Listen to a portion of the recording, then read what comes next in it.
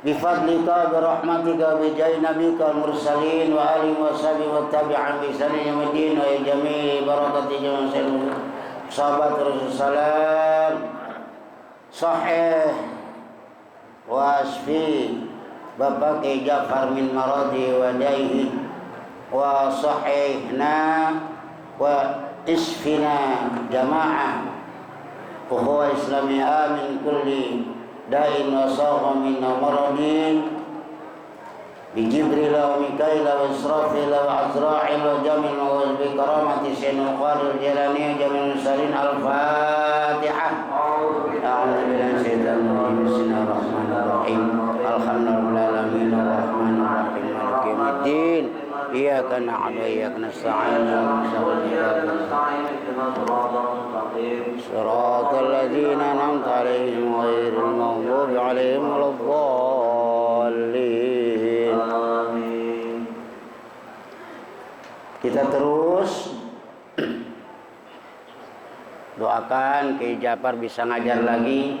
Kemarin saya ngajar bulanan, nanya sama adenya, katanya kalau didudukin bisa duduk sekarang. Kalau pertama saya tengok itu memang didudukin, kalau dia pengen merosot lagi. Sekarang bisa duduk, nggak dipegangin, cuman ke kamar mandi. Ya, wa khalaqnakum atwara.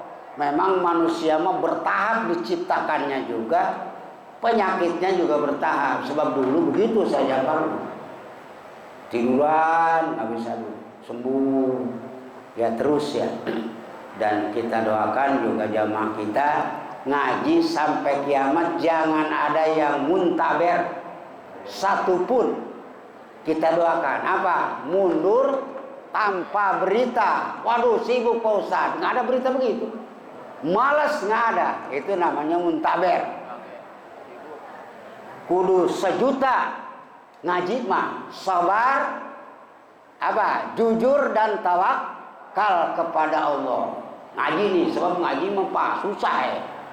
Saya ini umuran 10 tahun sampai sekarang masih ngaji. Wah itu ada yang susah. Apalagi kalau bicara sorok, buset deh. Itu sorok guru saya ngebahas ilmu yang 12 pan. Tapi kalau giliran baca sorok coba kata 5, ya itu saking susahnya ilmu. Beda dengan Nabi, sebab Nabi mah otaknya kaset.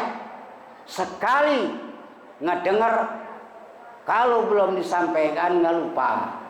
Makanya ketularan orang Arab mah, biar anaknya 30, orang Arab itu nomor HP inget semua. Lah saya memang saking bosannya nggak megang HP, habis lupa aja. Nah itu ketularan ya, keberkahan Nabi. Maka kita terus ngaji untuk mensucikan dosa kita. Sebab kalau ngaji, katanya kata hadis, itu dibersihkan oleh Allah sebelum kita jalan. Sampai dosa-dosa kuku panjang belum dipotong, udah mending ngaji aja, nggak keburu. Wah makanya itulah. Para jamaah yang berbahagia, mari kita teruskan surat An-Nur sekarang pas innal ladzina yarmunal muhsanat ya. Bismillahirrahmanirrahim. Innal ladzina, sesungguhnya orang-orang yang yarmuna, menuduh mereka ladzina, itu balik domirnya ke ladzina, asalnya hum ya.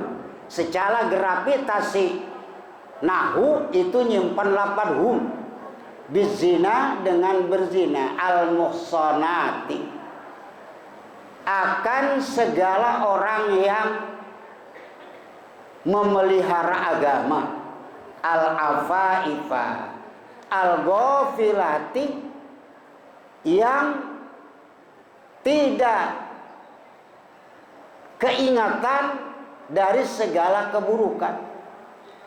Bi alla yaqa'a, dengan supaya tidak pernah tersirat di dalam hatinya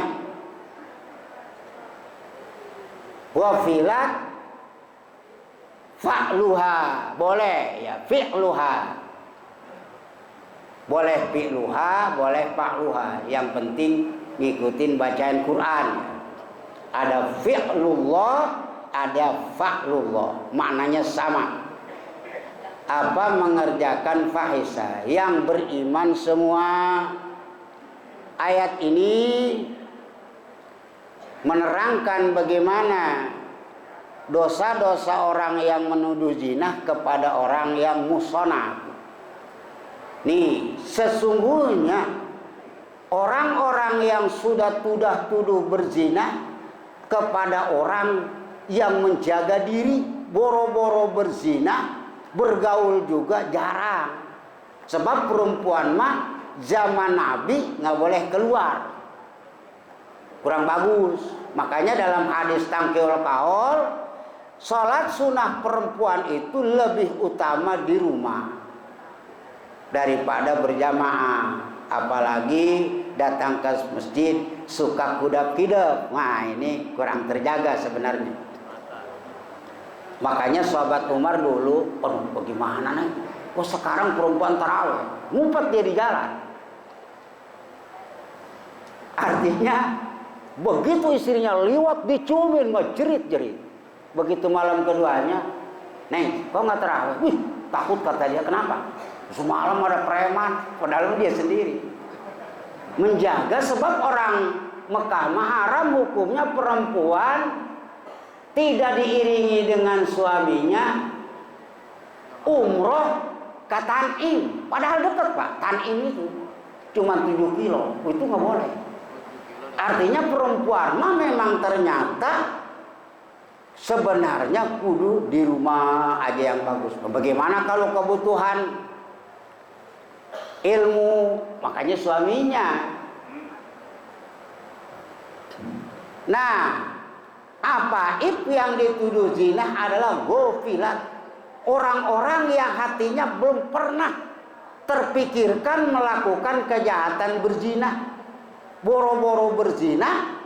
Ada orang laki-laki lewat juga nggak suka bertanya, dari mana mas? Makanya di perempuan itu, Pak, 3 macam kehidupan di perempuan bagus, tapi di laki-laki jelek nih. 1, perempuan takut, itu bagus, tapi buat laki-laki takut itu kurang bagus. Yang kedua, sombong, buat perempuan ketut itu bagus, tapi buat laki-laki kurang bagus. Kenapa? Kalau perempuan nggak ketut, ketemu laki-laki teman sekolah, "Mas, mampir dulu ya ngopi." Jangan, itu kan punya suami. Makanya kudu ketut, bagus ya. Itu keterangannya dalam kitab Uqdul Jeb. Yang kedua, pelit, buat perempuan mah bagus, laki-laki nggak boleh. Sebab kalau nggak pelit, nanti ada temen sekolah dikasih beli rokok, akhirnya harta suami habis. Oh, berarti 3 kehidupan, pelit, ketut, dan apalagi sombong. Itu buat perempuan mah bagus. Supaya apa? Supaya muhsanat ya. Supaya muhsanat. Sebab nih maaf aja ya, udah kebalik kultur budaya Indonesia, laki-laki di rumah, perempuan kerja. Sebenarnya, Pak, itu Masya Allah, Pak, kalau ingat ke sejarah Fir'aun, itu Fir'aun Nabi Musa disusui pakai ibunya kan? Kenapa? Waktu Fir'aun jangankan susu ya, sapi satu sepaha buat Nabi Musa sering kebiayai. Kenapa? Pakai susu manusia. Oh, artinya ternyata kalau sapi itu susu sapi untuk sapi, susu manusia untuk supaya karakternya bagus. Kultur budaya di Indonesia udah kebalik. Karena ibunya kerja pakai susu sapi, udah gede nyeruduk ibunya. Kalau jangan salahin anak, memang diempanin. Manusia mah tergantung emaknya. Anak kiai jadi kiai, nggak usah minta, "Ibu-ibu, anak saya supaya jadi kiai," nggak usah, empan deh yang bagus, itu pasti. Kenapa? Ya orang darahnya. Musrak aja dari kecil, pertama lahir sampai dewasa dikasih makan berkat, jadi kiai nanti pasti. Seperti anak saya semuanya si Habib tidur di rumah selama 6 tahun ngaji, diempaninya berkat, hasil ngaji, waktu nggak disuruh kudu ngaji jadi. Makanya kita maknanya harus nyari makan kepada untuk anak tuh yang bagus, yang halal. Malah bapak saya, hidup kamu nanti ya, jangankan gede, ridho kalau istri kamu nyidam, mentar rujak, metik jamu orang, pasti ridho secara adat. Tapi jangan kalau nyumpel di rahim ibu kamu, nanti jadi manusia kurang bagus. Berarti ya, supaya apa? Nih supaya musonat ya. Supaya musonat, sebab musonat itu pasti ahli surga. Gopilati musonat yang tidak terbayangkan perbuatan kejanahan, bagaimana cara reunian lama-lama, nikah, minta bercerai dengan suami, supaya jangan ada di pikiran perempuan begitu. Kenapa? Sebab perempuan itu tihangnya surga, ya kan? Manusia itu tergantung ibu, mau ke surga ibu, mau ke neraka ibu. Benarkah? Bapak baca nggak hadis al jannatu tahta aqdamil kudu musona. Kalau bapak kan ngajar, model saya ini subuh-subuh ninggalin santri ke sini, mana tahu cucu saya nggak ngaji. Tapi perempuan tahu. Oh berarti makanya bin itu di dunia ke bapak, tapi di akhirat mah sebenarnya kudu ibu. Sebab di dalam pernikahan juga fasfar bizatid din, cari perempuan yang paten agamanya. Sebab kalau perempuannya soleh, pasti anaknya cerdas dan soleh. Namanya muhsanah. Tuh begitu orang mah. Kata Quran bukan kata pemisian. Mukminati, ngejaga agama tapi mukmin. Ada orang yang kalem, ayem, kalau kafir mah nggak bisa. Lu'inu fid dunya wal akhirah, itu disiksa. Lu'inu itu sejumlah fil naibul fa'il jadi khobar inna nanti. Dikutuk mereka ladinya di dalam dunia dan akhirat. Orang yang sudah tuduh zina kepada orang yang paten menjaga agamanya bakal lu'inu. Ini fil madi. Kenapa? Yang namanya laknat nanti di neraka. Tapi firman Allah pakai fil madi. Secara teori ilmu tafsir namanya litahaqqul wuqu'. Tuh, coba kalau santri pasti tahu. Artinya kejadiannya bakal tapi sudah disebutkan dengan fil madi seperti dalam Alfiyah wala Muhammadun wa ibnu Maliki. Ibnu Malik bakal pasti komentar, belum, baru nyusun muqaddimah doang, tapi pakai fil madi itu menunjukkan pasti nggak bakalan gagal. Maka orang-orang yang nuduh berzina pasti dikutuk oleh Allah di dalam dunia dan akhirat. Kenapa di dunia dikutuk, di akhirat dikutuk? Karena yang nuduh zina kepada musonat dalam sejarah ada Abdullah bin Ubay. Ini pemimpin besar orang munafik, nggak bakalan tobat. Di mana tidak tobat di dunia harus digilid, itu namanya kutukan. Di akhirat dimasukkan ke neraka.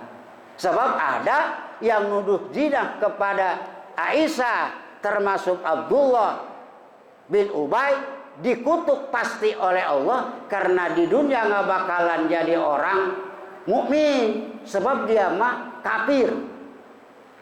Emang nggak bisa kalau kafir masuk Islam bisa, tapi ada kafir yang sudah disetting, yang sudah diplanningkan oleh Allah dalam taksis ajali Allah, itu nggak bisa berubah.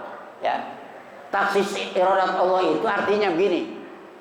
Maaf, Bapak Ketua Majlis Salim Ukhuwah, itu taksis iradat Allah itu matinya husnul khotimah.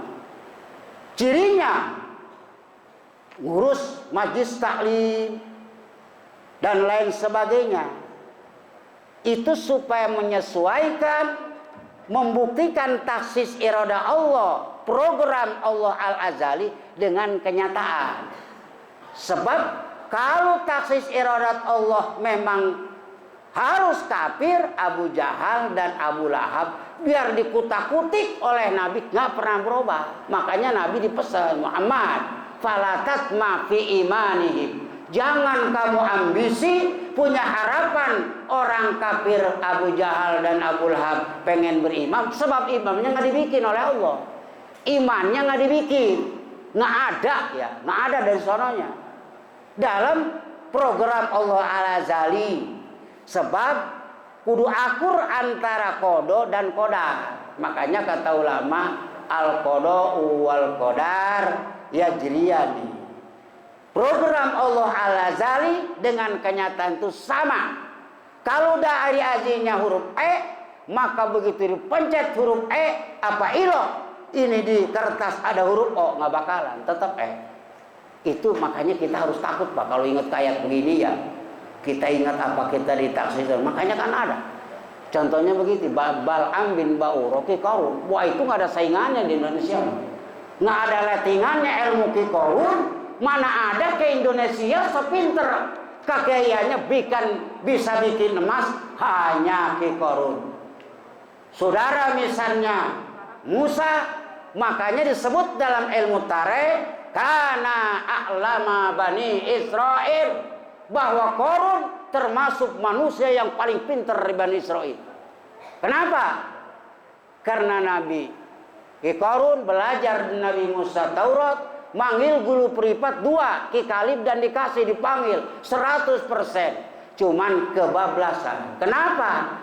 Mensesuaikan dengan taksis iradat Allah, memang Ki Qarun disononya kafir. Makanya begitu mati menuduh zina kepada Nabi Musa. Nabi Musa ngejerit, minta ya Allah saya siksa sekarang ya Allah atas tuduhan Qarun. Ketimbang saya kudu disiksa di akhirat, nggak sanggup. Akhirnya kata Musa, ini bumi ini tunduk kepada kamu, mau apa? Akhirnya kan suruh mangap ke bumi. Itulah para jamaah. Makanya taksis iradat Allah. Kalau Ubay bin Salul mah memang Abdullah bin Ubay nggak ada di sana. Nah, wal muhsanatu huna azwaj. Siapa perempuan muhsanat? Yang artinya tidak pernah terbayangkan untuk melakukan kejahatan. Di sini makna muhsanat ini memang wadonya mau wado umum, ya. Wado itu ada Pak kitabnya namanya lupa. Cuman kitab itu nggak ada di Indonesia sebab karangan Syekh Yasin Al-Padangi. Susah kalau online dong, nggak bakalan. Wadonya wado umum, muhsanat itu siapa aja boleh soleh. Tapi ini di ayat ini khusus kepada Aisyah. Makanya muhsanat ini secara ilmu wado adalah umum, tapi maknanya khusus. Jadi muhsanat apa itu adalah istri Nabi. Kalau nuduh kepada istri Nabi, lu'inu dikutuk di dunia di akhirat. Ini ayat dikutuk itu hanya buat Abdullah bin Ubay. Di dunia dilaknat sebab dijilid, di akhirat disiksa. Lam yazkur fi qazbin, tidak pernah ayat ini menerangkan ada tobatnya buat Abdullah bin Ubay kalau sudah nuduh zina kepada. Sebab kenapa? Ya biar nggak nuduh zina juga dia mah termasuk manusia dikutuk. Dan orang-orang yang melakukan menuduh zina di dalam awal surat, wal khabisatu lil khabisin. Kenapa ayat Quran lu'inu fid dunya wal akhirat? Sebab pasti itu wanita yang bagus minan nisa'i, bagus dari tindakan, wa minal kalimati, bagus dari omongan Aisyah, itu lil khabisin. Gandengannya kudu orang yang wanita yang buruk di dunia, itu gandengnya kudu yang buruk lagi. Remote kudu nikah dengan remata. Artinya preman kudunya menikah dengan perempuan premat ya.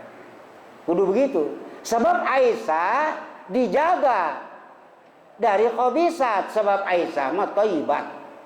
Wal khabisuna minan nas, dan laki-laki yang buruk dari manusia lil khabisat, itu apa langganannya orang khabisat. Makanya dengan ayat ini Pak, di dalam bab nikah itu punya hak seorang perempuan, ada bahasa level dalam istilah fikih mas sekupu. Orang Arab dengan orang Arab, orang Ajam dengan orang Ajam, santri nikah dengan santriwat, kudu begitu. Sebab membenarkan, mempraktekkan ayat ini. Wa thayyibuna li thayyibat, dan segala wanita yang bagus bima dzukira itu tetap bagi laki-laki yang bagus. Kalau perempuan ini beriman, nikahkan dengan orang yang beriman. Makanya nggak sah orang Kristen Indonesia nikah dengan orang laki-laki kecuali kudu Islam. Sebab kafir di Indonesia mah bukan Yakubiyah, kecuali orang Bani Israel nih. Perempuan nikah dengan agama Yakubiyah, nikah dengan orang Islam, itu nggak kudu masuk Islam. Sebab dia mah ahli kitab, asli ngikutin kitab Taurat, aslinya ngikutin kitab Injil, nggak kudu masuk Islam. Makanya ulama kita menghukumi orang Islam kalau nikah dengan kafir salah satunya kudu diislamkan ya. Dan cara islamkan itu yang benar, jangan mentang-mentang bawa mobil geger akhirnya diterima, tidak diperiksa, tanya dulu Pak surat baptisnya. Makanya suka balik kan, balik orang Kristen itu nikah dengan orang Islam, punya anak dua aja diajak ke gereja karena ukurannya perempuan lemah. Wah, daripada ngurusin anak mending ikut. Kenapa? Salah kita, tanyain surat baptisnya, dicabut belum disoto, berangkat ke gereja Pak atas nama si Osep, surat baptisnya bagaimana? Masih ada Pak. Wah, ini susah Pak. Sebab di sononya dia dapat gaji.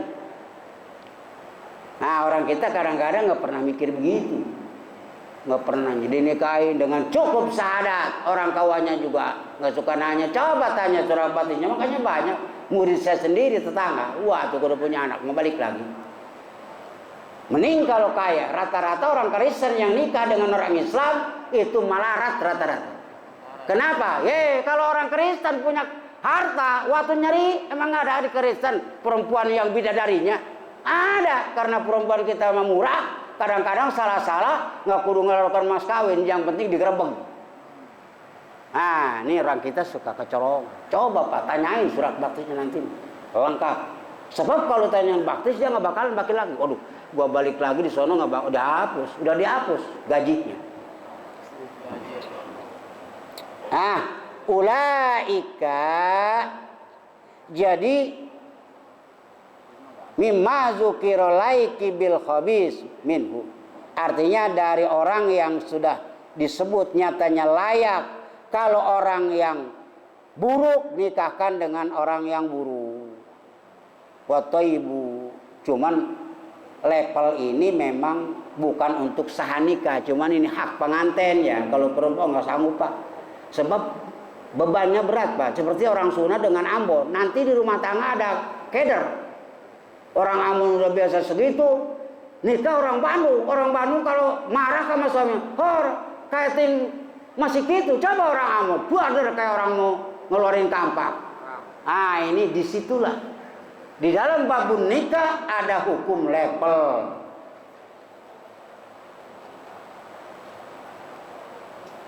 Ulaika, mereka semua apa? At-thayyibuna, laki-laki ya, sebab ini jama' muzakkar salim. At-thayyibat, wanita yang bagus dari segala wanita. Wa minhum, di antara mereka thayyibun, di antaranya at-thayyibat adalah Aisyah was Sofwan Toibuna adalah Sofwan yang satu malam berbarengan di satu tempat. Sebab itu mah Toibun Toibat nggak bakalan melakukan kejahatan. Mubarrauna mimma yaqulu itu yang disucikan semua, bebas, bersih, cuci tangan dari barang yang berkata mereka orang-orang yang buruk. Jadi Aisyah dan Sofwan termasuk orang yang dibebaskan oleh Allah, dibersihkan dari tuduhan-tuduhan Abdullah bin Ubay, Ki Mistah, Ki Hamna, keponakan Abu Bakar. Nggak ada. Jadi ayat ini untuk membebaskan Aisyah bahwa Aisyah dengan Sofwan tidak melakukan apa-apa. Lahum magfiratun, maka buat Sofwan dan Aisyah yang dituduh berzina. Kenapa? Thayyibin. Sofwan orang yang bagus, wa thayyibat. Aisyah wanita yang bagus, magfiratun wa rizqun karim.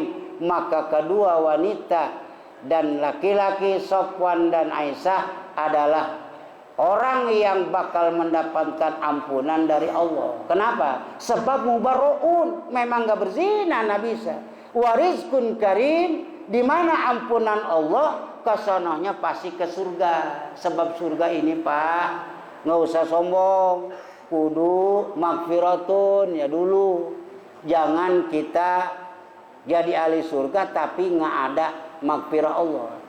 Makanya di Quran wasari'u ila magfiratin wa jannah tuh. Kejarlah oleh kamu ampunan. Padahal ampunan itu hakikatnya masuk surga, tapi Allah nyuruh ampunan dulu. Jadi kudu ampunan Allah. Warizkun karim, Sofwan dan Aisyah termasuk ada di surga. Wa qadib takharat, sungguh merasa bangga diri Aisyah dengan segala perkara. Maka Aisyah setelah turun ayat itu tadi dari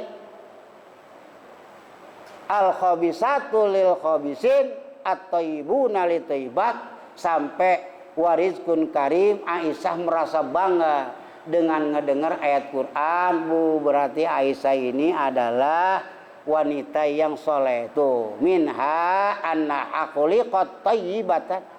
Di antara Asya, sesungguhnya Aisyah itu diciptakan oleh Allah thayyibatan, halnya wanita yang suci. Memang karakter Aisyah mah adalah sudah watak ya. Wataknya Aisyah jadi soleh. Seperti wataknya cabai adalah pedas. Aisyah menciptakan Allah, diciptakan Allah bareng dengan kesolehannya. Di mana ada kesolehan, pasti ada Aisyah. Di mana Aisyah, pasti soleh.